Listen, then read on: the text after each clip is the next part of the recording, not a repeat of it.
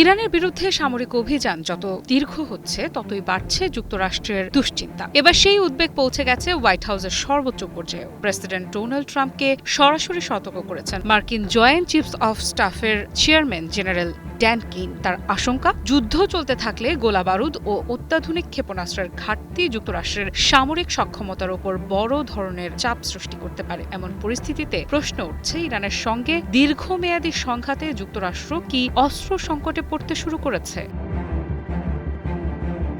বার্তা সংস্থা অ্যাসোসিয়েটেড প্রেসকে দেয়া এক সাক্ষাৎকারে এক মার্কিন কর্মকর্তা নিশ্চিত করেছেন প্রেসিডেন্ট ট্রাম্পকে এই উদ্বেগের বিষয়টি জানানো হয়েছে। সেই কর্মকর্তার ভাষ্য, ইরানের বিরুদ্ধে চলমান সামরিক অভিযানে বিপুল পরিমাণ প্রতিরক্ষা ও আক্রমণাত্মক ক্ষেপণাস্ত্র ব্যবহার করতে হচ্ছে। এর ফলে গুরুত্বপূর্ণ অস্ত্র ভাণ্ডারের মজুদ আগের তুলনায় অনেক দ্রুত কমে আসছে, যা ভবিষ্যতের সামরিক প্রস্তুতির জন্য উদ্বেগ তৈরি করছে।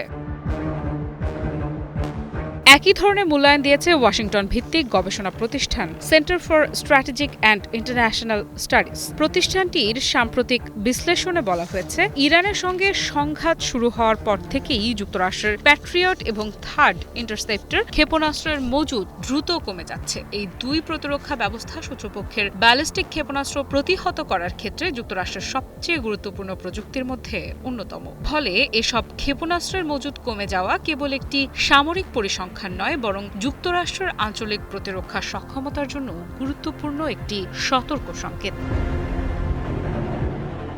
বিশ্লেষণে আরও বলা হয়েছে, মধ্যপ্রাচ্যের এই সংঘাত যদি দীর্ঘ সময় ধরে চলতে থাকে তাহলে অস্ত্রের এই ঘাটতি আরও প্রকট আকার ধারণ করতে পারে। বিশেষ করে মধ্যপ্রাচ্যে মোতায়েন থাকা মার্কিন সেনা, সামরিক ঘাঁটি এবং গুরুত্বপূর্ণ প্রতিরক্ষা স্থাপনাগুলো আগের চেয়ে বেশি ঝুঁকির মুখে পড়তে পারে। কারণ পর্যাপ্ত প্রতিরক্ষা ক্ষেপণাস্ত্র না থাকলে সম্ভাব্য হামলা প্রতিহত করা কঠিন হয়ে উঠবে এবং যুক্তরাষ্ট্রকে সামরিক কৌশল পুনর্বিবেচনা করতেও বাধ্য হতে পারে।